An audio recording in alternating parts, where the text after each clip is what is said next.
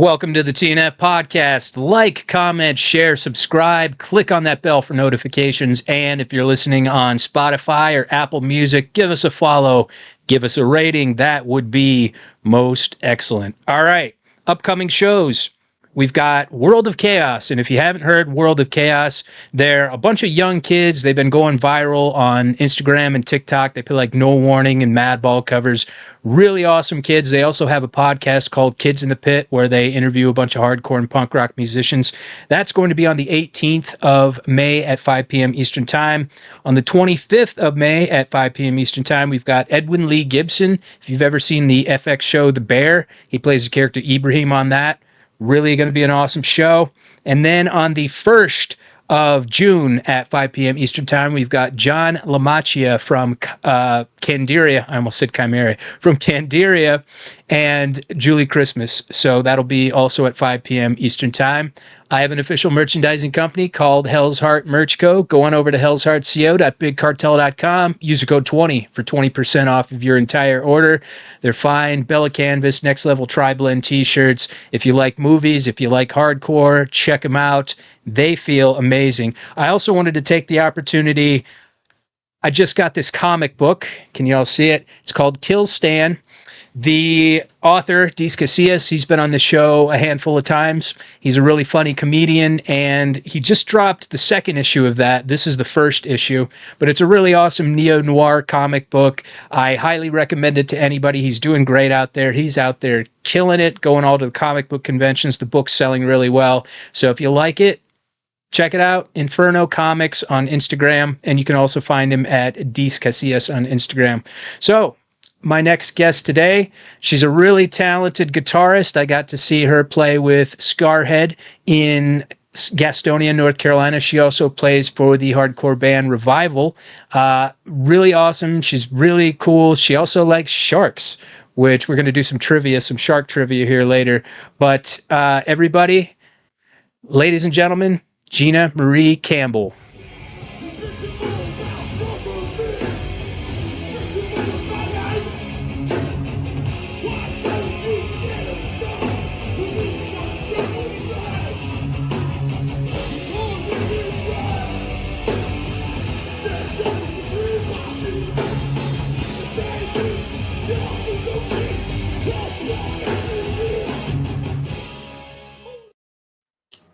Thanks for being here, Gina. What up? What up? Thank you for having me. What up? What up? What's going on with you? Just busy as hell. It's always chaos in my world, but I'm really, really happy to be here. It's awesome. Yeah. Well, not awesome that it's chaotic in your world. I can relate to that, but I run on you know, coffee. something. You run on coffee? Yeah. It's a good thing. I don't do coffee anymore because it gave me terrible anxiety, but Really? I loved it. Oh yeah, I actually one time I was driving around LA and I had about 4 or 5 cups of coffee in me, espresso, what have you, and I had to pull over and I just had like a panic attack and I was like, I'm done with this shit. I'm done. Yeah, it sucked. It was awful. I don't know. I torture myself. I have anxiety and I live on caffeine. So it's probably not good. But It's a little counterintuitive. Anybody that knows me, especially my boys in the band, like, don't look at me, don't talk to me unless I've had a coffee. Good rule of thumb. You guys listen to that? All right. I don't know. Oh, okay. We lost you for a second there. So my first question for you, I always ask this to everybody, is what was your first exposure to music? How did you get involved? Like, what was playing in your household when you were growing up? Did your parents play music? And did you play like in a high school band? And then what was your first concert? What do you remember as far as your first non-metal, non-hardcore concert? So I was really, really lucky and blessed to be in a house with a father that is a world touring musician. He's actually a drummer.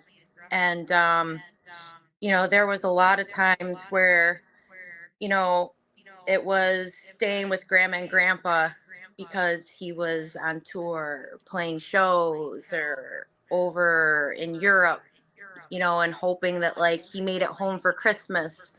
Um, but he, God, I like, like when you're really little and you have like your first memories. Like I had to have been like 3 or 4 years old, and one of my first memories is him giving me a pair of drumsticks and teaching me just a do do da do do do da. You know what I mean? Just like a normal Yeah. basic beat. So I was really really lucky to grow up in that type of environment. I mean, he's still a badass, but I mean, back then he was cool as shit. Like, I mean, there was always Alice in Chains, Soundgarden, Deep Purple, Led Zeppelin, Ozzy, all that playing in the house when I was young. So, I mean, I'm glad that I didn't grow up in a household where it was like, you know, white bread, very cookie cutter, you know. I mean, I probably would have found a way to be a little bit of a rebel because I am who I am, but you know, uh, he took me to the House of Guitars, which is world known as being like one of the coolest record stores, music stores ever. Like you see a lot of musicians rocking like House of Guitars hoodies or shirts and stuff like that. And it's right down the street from my house, which I'm very lucky to have that. So, like on a Saturday or a Sunday afternoon when he would be home, he would just take me there. And, back then, just like music videos, you gravitated towards the the imagery of things. Like I wanted to look at like the album covers. Like if the album cover was cool, I wanted to check it out. So one of my first records that I got on my own was Family Portrait by Marilyn Manson. So I thought that that was cool as shit. And, it looked like something that I shouldn't be looking at. So I totally dove like headfirst into that. That's like the first like non-hardcore punk type of music that I really got into, for sure. I definitely can relate with Marilyn Manson. I didn't Yeah. grow up with hardcore. I grew up in the Midwest in Great Falls, Montana, and this was far removed from any hardcore scene. And I remember one of the first albums that I ever got was Marilyn Manson Antichrist Superstar. And that Such was a good like, record. oh, holy shit. Like, I Yeah. remember opening it up and I was like, felt like I shouldn't have it in my possession. I was like, oh, Exactly. God, like, I'm going to Yeah. get in trouble. It's like so bad, but you're like, I can't Yeah. stop. Yeah. Yeah. Right. It was so weird. It was almost like somebody was selling me drugs or something. Like they had to bring it to school and they gave it to me in like a paper bag and shit. I was like, Right, oh right. God. Yeah. But yeah, definitely a game changer for me. And then how did that seg into you? And I mean, like, to be fair, like that album, like the first track on that album is like super punk rock. And the whole It album really throughout is. kind of has that feel. So Yeah. I If you definitely go feel like it's back, almost I definitely feel like it's almost punk and hardcore adjacent. oh, for sure. Like going back now and listening to certain songs, you hear almost like some Sex Pistol influences with like the riffs, and it blows my mind because I never heard that back then. Ah, So yeah. yeah. And it's funny you brought up Antichrist Superstar because my ma wanted to murder my father because he's such a badass. He took me to see that tour, the Antichrist Superstar tour, when Oh, damn. I was like 14. Yeah. Wow. I like Well, shaved off my eyebrows and I was like, ah! So sounds like you have random. cool parents then. Well, your dad was cool about it anyway. Yeah, yeah, he's cool as shit. So That's yeah. awesome. He's touring now. Did you know that? Yeah, I saw that, and honestly, he looks and sounds the best that he has in years. I'm happy to see that because I mean, he was really like that lifestyle. Everybody thinks that it's all glamorous.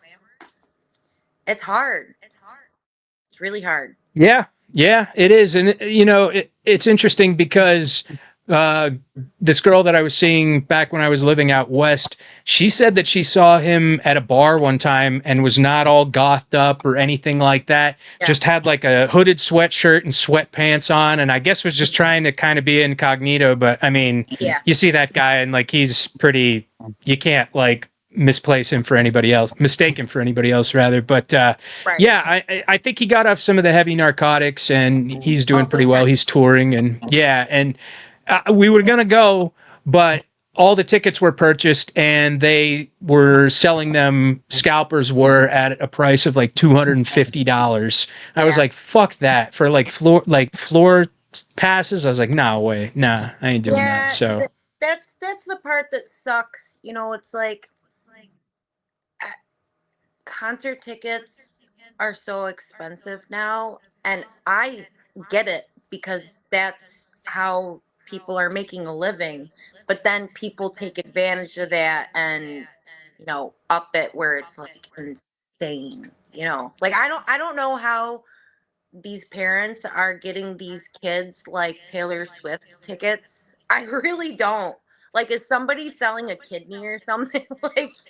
like I looked at it the other day just for shits and giggles, and I'm like, fuck, you know? yeah, she's like the contemporary Barbara Streisand. People were like going bankrupt for Yeah. buying fucking tickets for her Oh and fuck shit. Yeah, yeah. it's crazy. Yeah.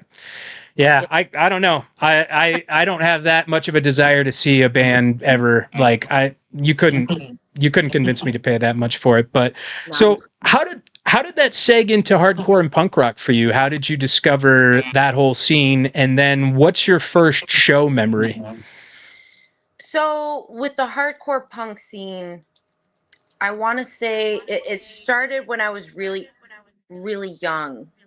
Especially with the influence of my father, that, you know, I would go to places locally that are well known in the upstate area. So like Water Street Music Hall, um, Harrow's, uh, places like that. I had this desire to just go, and I wanted to like see and feel live music, and that those were the days of like standing in line with your friends where it was like you're too cool to wear a coat because like it's cold but you got like a sick fit on, like, what I mean? Like you're just like, you know um and I remember, random people would be going up and down the line of, trying to get into the club, of like passing out cassettes, and that's how you found new bands back then. For me specifically, I can't speak for anybody else, but at least for me in the area that I grew up in New York, people would just be like, "Oh, check this out," and they go up and down the lines at like the hottest fucking concerts and like just spread the word. Like, I have a Tupperware bin, like a storage bin filled with the coolest cassette tapes that I got that were like almost like demos back then, like Adrenaline Deftones before Around the Fur came out on cassette tape. Just you you name it. And being in school and always being like with the skater kids, and you know wanting to dye your hair green. But back then, it wasn't like, oh, you go to the store, you just get like green hair dye because that's like the thing to do. Like, no, like you got Kool-Aid packets and you made it your thing. You know what I'm saying? Like, so it was around like 13, 14 that I would just go to shows. I'd tell my grandma and grandpa, oh, yeah, yeah, yeah, just drop me off here. And they're like in the middle of the hood in the city, like, where? And I'm like, no, no, no, no, at the corner. I'm gonna walk the rest of the way. Like, I'm too Shit. cool. You can't show up, and Yeah.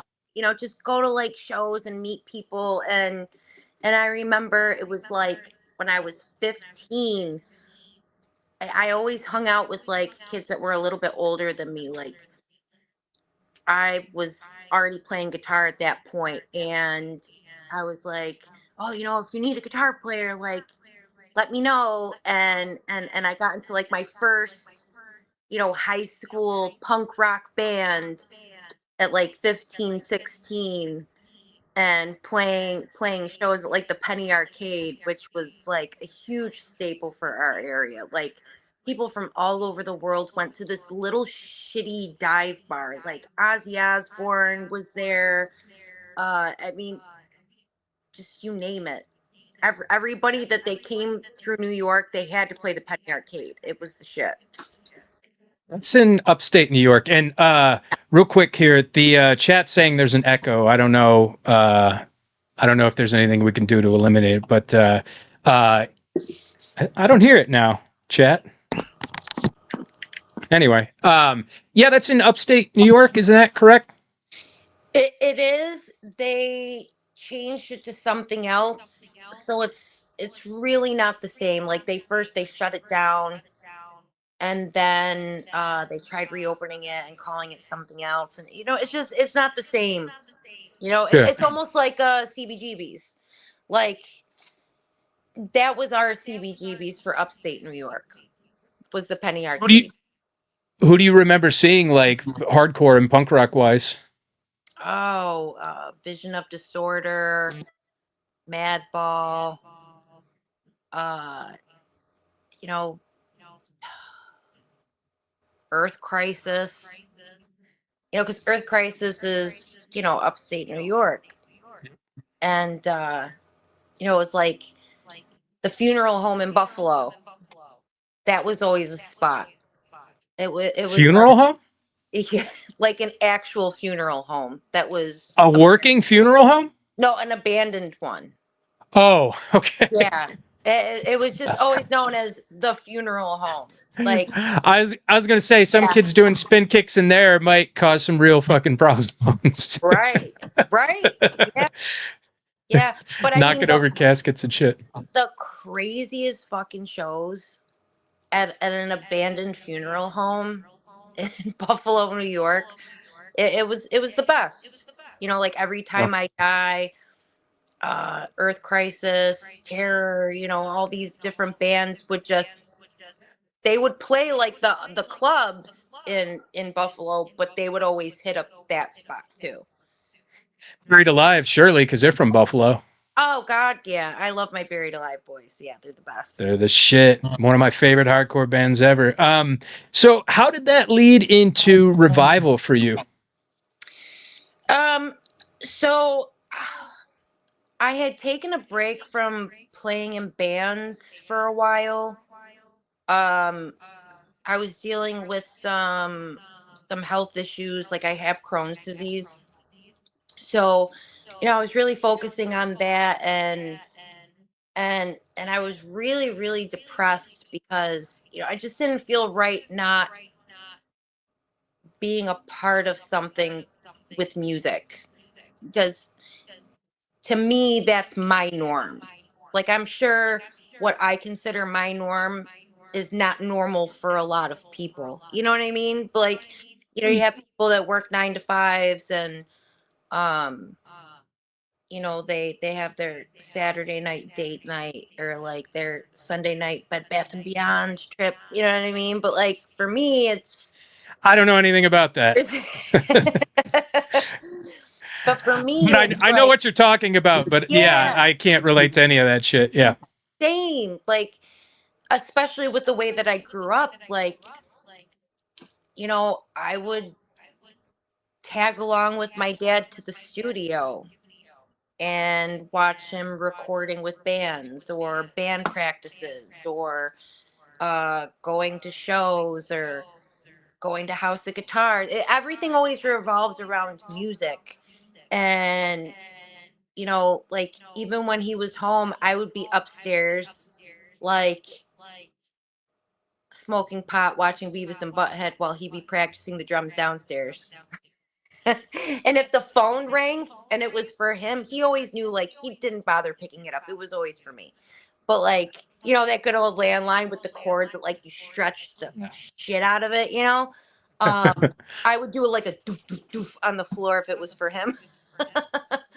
But it was just always music. Always. So if I'm not doing something that involves music, I don't feel right. I feel off. So um me and some friends, we got together and I was like, hey, like I've been sitting on my couch, sitting on these riffs for so long and been coming up with some cool shit. Like let's just put something together. And the first practice, we wrote like 3 songs that made it on our first record. Like first practice. So, you know, I'll always have a special place in my heart for Revival because it was a lot of music that I had been creating like over the years that I basically just like vomited onto this new project that was Revival. Um and had, a couple of friends that, you know, do some pretty dope shit with music to be a part of like a single that was on each record. We only put out 2 records, Revival. Um but had Luke Kohler from Sick of It All doing one track on our first record for our first single, Out of Step with the Times, which was a great fucking experience, being able to like work with your friend but somebody that you also look up to in music. I mean, he's done some pretty rad shit, you know Oh yeah. and and the fact that he was like stoked to be a part of it, and while he was listening to some of the other tracks, he was telling my buddy Jerry Farley, who was producing and shit like that. He was like, those are some good riffs. I'm just like, it felt good. It felt good. I'm like, he's a fucking Sure. OG, and he's feeling my shit. So it was like mad respect. And the second record had Tim Williams from Vision of Disorder do our one single Scumbag. And that's the last serious thing that I did with Revival, was that. So I'm happy that we went off on like a good note. Yeah. On a high note. Yeah. Yeah, they're 6 songs for sure, and yeah, I definitely am a big fan of the one with Tim Williams VOD. Which, Tim, you're invited on this show, sir. So I would love to hear from you one of these days. It would be my honor to have Oh you as a yeah. guest. But yeah, I love the tracks. And would you say that's one of the groups that you were drawing from influentially? Oh God, it.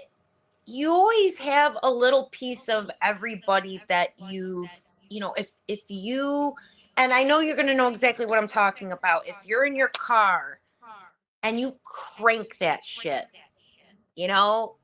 like that's gonna even subconsciously stick as like an influence of something that you're gonna write, you know? Um, and I mean, I wonder why I'm so deaf. I mean, like, there's times where I forget to turn my volume down and I'll get in my car and be like, whoa. I forgot to bring earplugs to you guys' show, and I typically do. The last show I went to was Sepultura, and I brought my old man earplugs, and I didn't when I went and saw you guys, and I paid for it the next day. I was like, fucking A, But yeah, Play fucking. without them now. I can't.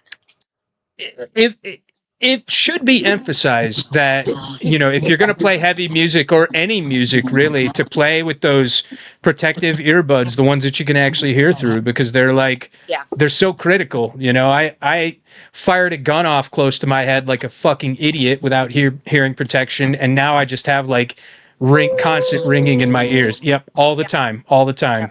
And then going to concerts doesn't help it any either. But Oh, not at all.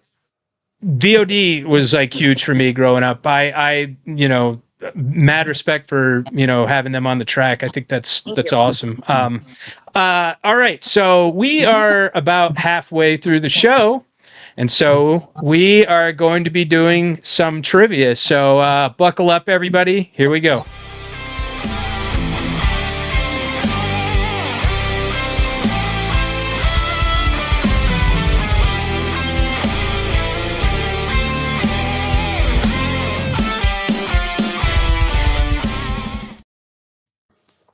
All right. Let's go. So Gina is a big fan of sharks. So we're going to be doing some shark trivia. Now, these are 10 multiple choice questions. Okay. They increase in difficulty. So, okay. yeah. So, all right. Question number 1. What is the most well-known shark species? Is it A, the hammerhead shark, B, great white shark, C, tiger shark, or D, the whale shark? I'm going to say great white. You were correct. Great white. You got it. Ding, ding. All right. Question number 2. Which ocean is home to the largest number of shark species? Is it A, the Atlantic, B, the Indian, C, the Pacific, or D, the Arctic? I'm going to say Atlantic. Oh, it is the Pacific. I had a feeling it was going to be that one. Listen, they're everywhere, all right? Land sharks. Saturday Night Live. Land sharks. Come on, they're all over the fucking place. Don't worry though. There's a bonus question at the end. Okay. So okay. Question number 3. What is the primary diet of a whale shark? Is it A, seals, B, plankton, C, squid, or D, smaller sharks? Plankton. Plankton. You are correct. All right. I need a buzzer sound effect. That muscle because it's a shark. Oh, you got a tattoo? That's right. Oh, shit. Hell yeah. Oh, look at that. Nice. Yeah. Hell His name yeah. is Zach, by the way. Zach, okay. Zach. Why Zach? Because Zach catches fucking rad waves. It's like the best name for a shark. I'm so stupid. That does sound kind of like a surfer name. No, I like it. I love it. Zach, hell yeah. What did they call this? The name of the shark in Jaws? They had a name for it. Oh God. It was like Joe or something stupid like that. If chat knows, tell me, because I don't know. Yeah, I don't fucking know. Greg or something stupid. Yeah, something. Yeah. Okay. Question number 4. Which shark is known for its hammer-shaped head? Wow, this is an easy one. Is it A, goblin shark, B, mako shark, C, bull shark, or D, hammerhead shark? Yeah, hammerhead shark. They're huge, by the way, in real life. Like when you see one in person, not just like on TV or in pictures. I saw one in the Bahamas, and holy fuck, they are ginormous. Huh? They're like freakishly huge. Right. I know. I'd hate to run into one then. I know, right? Yeah. Let's see here. Question number 5. Sharks belong to which class of animals? Is it A, mammalia, B, osteotites, C, chondrichthyes, or D, amphibia? Well, it's not amphibia. I know that one. I'm a little too tipsy to have like heard you properly the other day. You couldn't even fucking pronounce it. It was all like right. So ingredients to the back of like Cheetos bag. Well, okay. I'll help you out here. Okay. I'll help you out here. It's not amphibia. D. We're gonna eliminate D. All right. So there's A, mammalia. I don't like to eliminate the D, which by the way. Okay, go ahead. Go ahead. Damn. Okay. You got me all flushed here. All right. A little bit. So A, mammalia, B, osteotites, I don't think it's that. Or C, chondrichthyes. You know what? I'm just going to give this one to you because I can't fucking read them. No, it's C. I'm just going to give it to you because I couldn't fucking pronounce them. Yeah. It's okay. Yeah, you threw me off anyway. So, let's see. Question number 6. Which shark species can survive in both saltwater and freshwater? Oh, bull Is shark. it? I already know it. Yeah, you're a genius. All right. Oh. Okay. You know. Okay. Question number 7. How many gill slits do most sharks have? Is it A, 3, B, 5, C, 7, or D, 4? It's either, I want to say it's 5 or 7.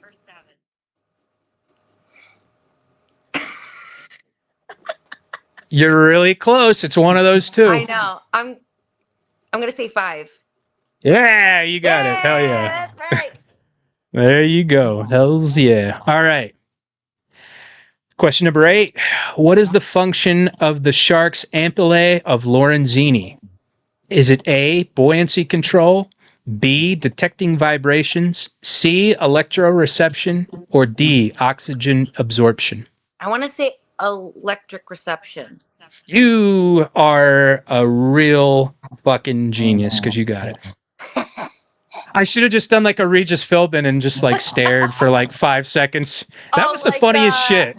The Do You Want to Be a Millionaire show, right? Yeah. But the person would get the question right. Oh, yeah. That music just, it makes me want to punch somebody. Is there's something wrong? I know there's something wrong with me, but I mean, that music just makes me angry. Well, the funniest shit was whenever Regis would like, the person would give their answer and he'd kind of stare at him for like 5 seconds and not say anything. And then you'd be like, is it right or is it not? You know? Yeah. Yeah. All right. Okay. Question number 9. Okay. Which extinct shark is considered one of the largest and most powerful predators in vertebrate history? Megalodon. Is it A? Oh, fuck. I don't even have to fucking read any of these. It's just fucking knocking them dead here. Goddamn. I'm a freak. I'm a total freak. Total freak. She doesn't want to eliminate the D, folks. No, never. All right. Shit. Question number 10. What is the estimated gestation period of a frilled shark? Is it A, 3 months, C, 6 months, C, 1 year, or D, over 3 years? I want to say 3 months. This is kind of like a. You want to phone a friend? Get Regis. Let's get Regis. Isn't he dead? He is dead, yeah. Yeah. I'm going to hell. It's okay. Let's resurrect him from the crypt. Yeah. We got 3 months, 6 months, 1 year, or over 3 years. Oh God, I think I'm stumped on this one. We're just gonna go with B. I'm gonna guess B. Well, it was D, over 3 years. That was the hardest question on there. Yeah. So, but there's a chance for redemption. Okay. Bonus question. If you're a movie fan, you'll know the answer to this, and a history fan. Okay. What was the name of the World War II ship that Quint from Jaws served on, which sank and left surviving sailors to be attacked by oceanic white-tipped sharks? Is it A, the USS Missouri, B, the USS Indianapolis, C, the USS Arizona, or D, the USS Enterprise? I'm gonna say A. It was B, the Indianapolis. Listen, I failed in history, okay? It was one of the largest attacks on humankind. And I do remember that. I know that. Yeah. And it was the reef sharks, the white tips. Yeah. Yeah. When he gives his little monologue and he talks about they had black in the eyes, they were absent, they looked like a doll's eyes. You know, he was talking about the oceanic white-tip sharks, written by John Milius. Actually, that monologue was, who did Conan and Red Heat. You put a lot of time and effort into this shark shit. I appreciate you. Well, you know, I just want to. I don't want to like throw you off and give you like fucking Civil War history or something like that. Yeah. You know, that might throw you, you know, a little bit. Yeah. But you know, so you know what you get. You know what you win. Get nothing. Nothing. You get nothing. But stick around for a few minutes afterwards because I always get everybody that comes on the show a shirt. So I'll get your size and your info, and you'll get a shirt. So Nice. awesome job, awesome job, congratulations. So I would like to hear about how you got involved with Scarhead. So the guys in Scarhead, they've had a few different members, rotating members, outside of Danny Diablo and Dimmy the drummer. Um, but we've all always played shows together. We've all run in the same circle. Danny and I met each other practically 20 years ago. And fun story about that. Um, it was in Canada. I was with Lou Kohler. He put my name on the list to go to this one festival. It was like, I think it's called Echo Beach Park or something like that in Toronto. It's this outdoor thing, and it was Sick of It All, Madball, Rancid, and the Transplants playing. It was a great fucking show. And uh Hoya comes up to me, and back then, which doesn't seem that long ago, but like smoking weed was like so bad, like illegal, like you couldn't do it anywhere, So he busts out the backstage this toothpaste box that a tube of toothpaste is supposed to be in, and he opens it and it's jam packed with joints. And he's like, and he hands me one. And then as he hands me one, this fucking guy next to me looks at me like, and I just look at him. I go, "Who the fuck are you?" It was Danny. So that's how we met. But we just always were friends. And as soon as I had made the choice to walk away from Revival, which was hard, because I'm thinking to myself, like, oh, yeah, I'll get into something like, oh, God, what if, like, I'm sitting around not doing anything for like a year? Like, what am I going to do? Um, and Danny and Demi had hit me up and they were like, do you want us? We'd like to send you like the songs if you want to. And I was just like, fuck yeah, let's do it. And it just organically happened after that, So those are my boys. I love them. Oh, yeah, hell Shout out yeah. to all of Eh, them. Yeah. yeah, hopefully some of them showed up and are in the chat. I'd love to hear some of their antics. Oh, and the shark's name was Bruce. Oh, Jeremy from yes. Noise Avocation said it was Bruce. Yeah, I Okay, knew that. cool. Cool. Yeah, it was like a human name. I knew that much. But let's see here. Uh, there was one oh well, here's a question I had for you. Aside from the little incident that was on the tour, how was that tour? How did that guys go for you? Yeah, the good old incident. Um, it was a good tour. It was really nice to be able to, in each new city that we were in, to link up with friends and have people come out and support. And there were a few shows that were just, in my opinion, were like fucking awesome.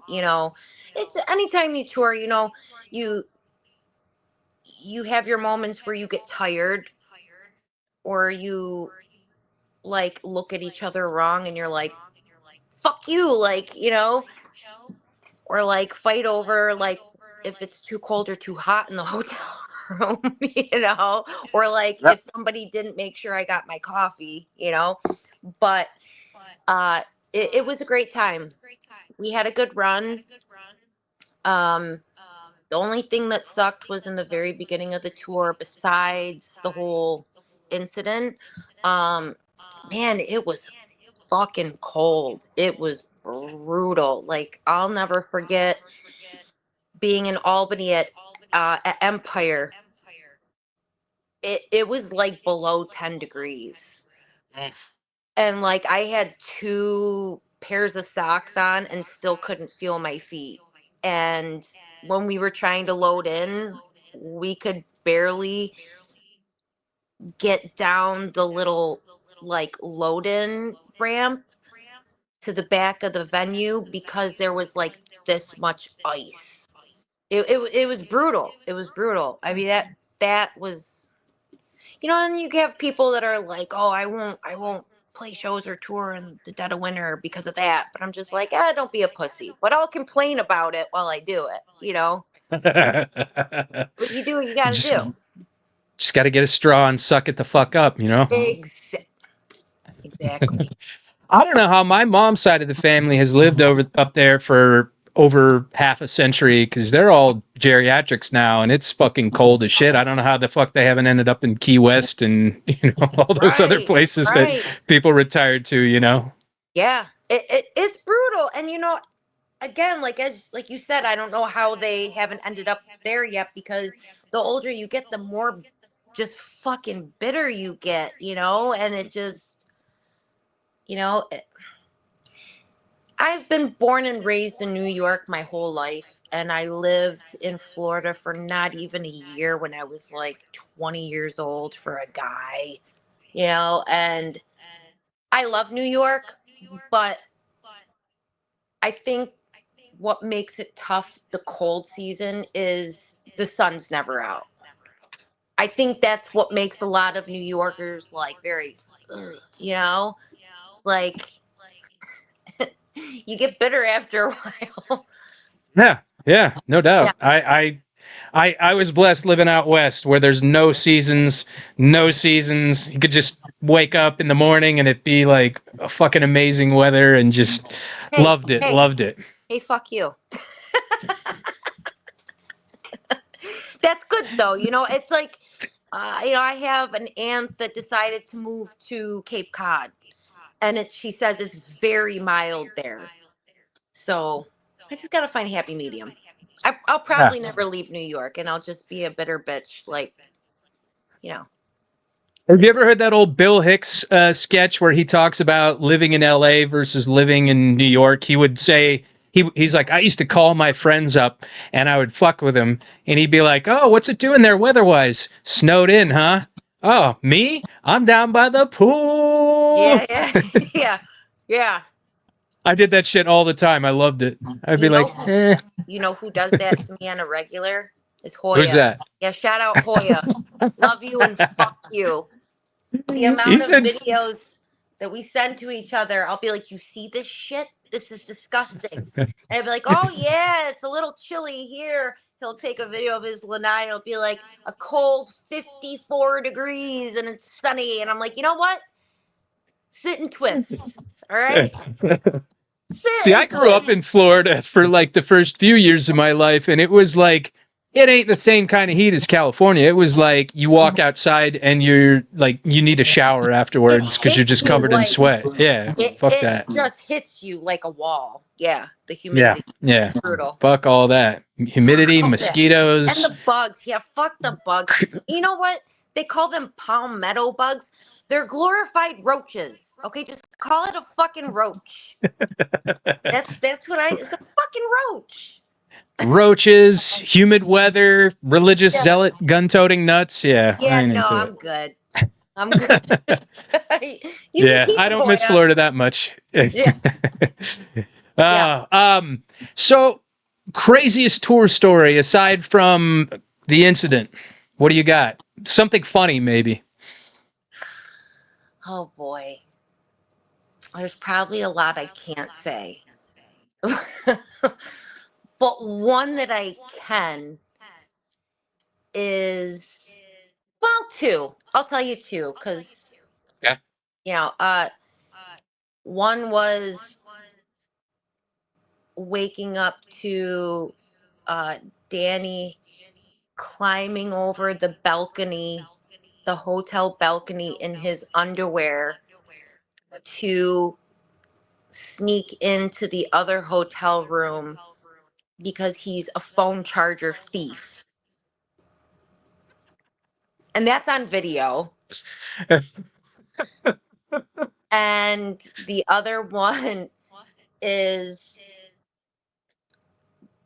pulling up to the Capitol after we played in DC and Scam Dust singing "And I'm Proud to Be an American" at the top of his lungs and then changing the lyric.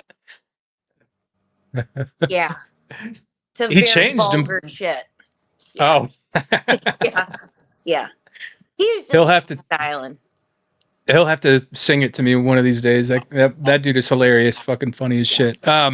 We had a question here. I usually try to take the questions towards the end. Let's see here. Who is your favorite guitarist ever? Oh man, Or maybe favorite, some of your favorites. I love John Five. Again, it all goes back to Antichrist Superstar. Oh yeah. He did a lot of the writing on that record. Um, he's just he's insane with like the wave his brain is on. The things that he hears in his head that goes through his fingers is just it's sick. I love it. He's different. You know what I mean? Like Yeah. I don't know if you follow him on social media, but he'll just post random videos of him wearing like a Munsters mask with his like hairless cats laying next to him, just fucking doing some crazy shit on guitar. He's just fucking around. I love it. I Yeah. love his style.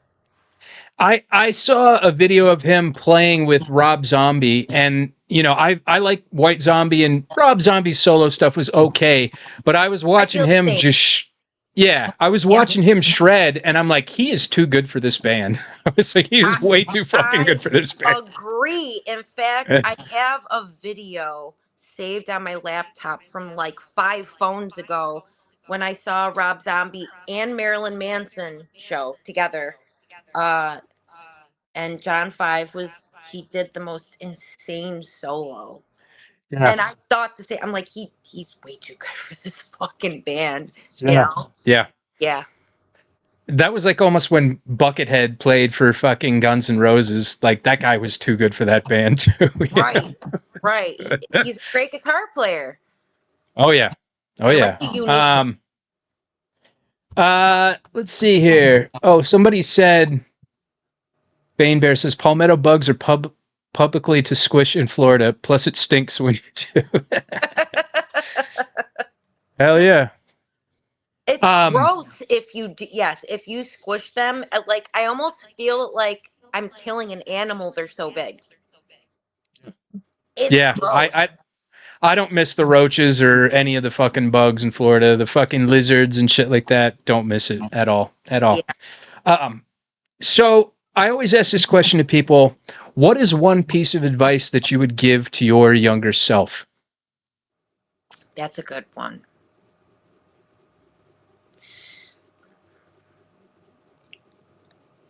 I want to say two things, but they go together.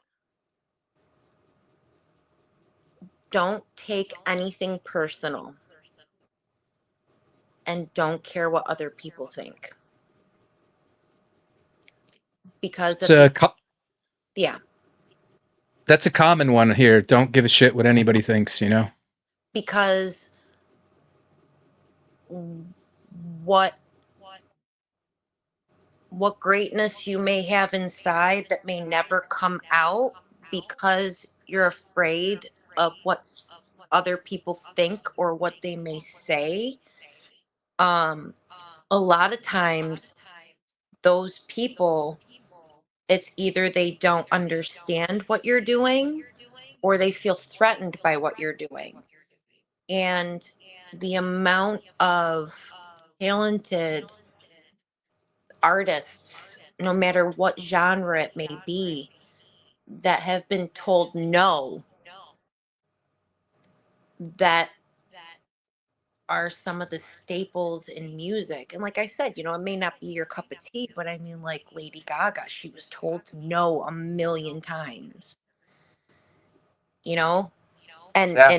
and if you listen to people for what? Do what feels good for you, and if it makes other people feel good, it will just fall into place. That's what it's all about. Absolutely. It will be someone's cup of tea. Absolutely. Yeah, like I Yeah. don't sit back and listen to Diana Ross, but I mean, fuck, she's great. You Yeah. know? Yeah.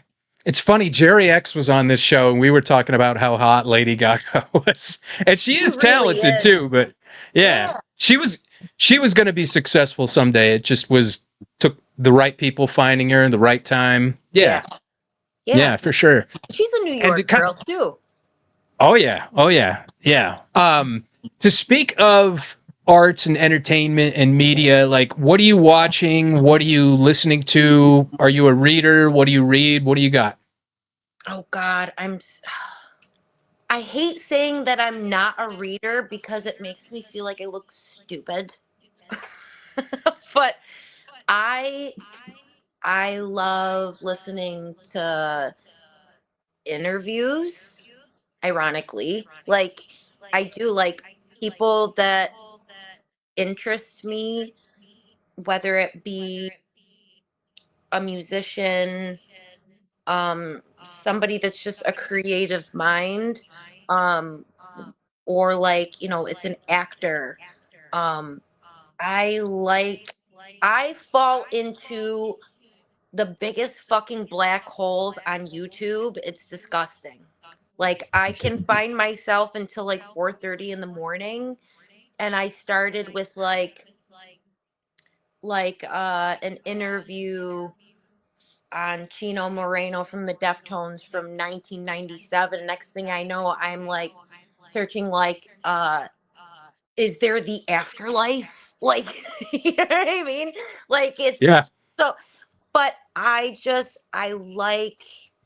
I'm more of a I like to watch documentaries. I love murder mystery. Like I know it sounds so sick, but like I could fall asleep to like listening to like Dateline. Like and then the murderer walked in and I'm just like, Y'all ladies in your murder porn. what is Like, it? I don't know. It's such murder porn. It really Well, I figured it out. I figured it out. It's like, it's a way to figure out red flags in men. So, like, there's all and these why do I things like keep that. looking for I mean, you know what? I when I was in LA, and they actually made a podcast about this. There was a guy that was at our school that was involved in a murder suicide with another one of the students that was there. I knew them both, and I knew them both well, and it was a big fucking deal. Like it was all Yeah. over the news, and like you know, we had no idea.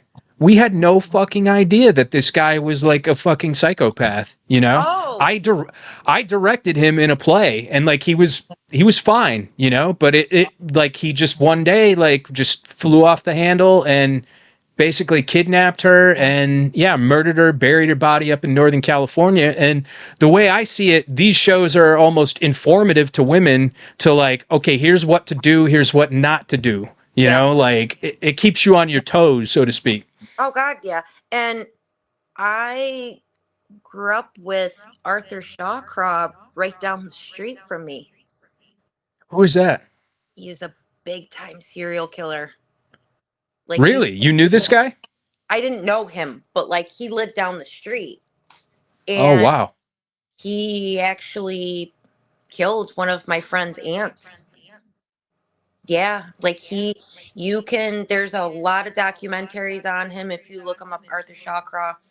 Um he lived right in the brick building, apartment building on the corner of Alexander and Park Ave. And he lived across the hall from my girlfriend. And he used to go down the street on Mount Hope to the Dunkin' Donuts and he would sit and he would eavesdrop the cops. And he'd be like, "So, you guys got any leads yet?" Yeah, it was wild. It's fucked up. Wild. Yeah. Wow. You'll Yeah. have to send Arthur me some of Shawcross, those look because that up. Okay. Yeah. I tell you what, documentaries. I fell down a rabbit hole of watching documentaries about North Korea. North Korea is so fucking fascinating to me. It The really level is.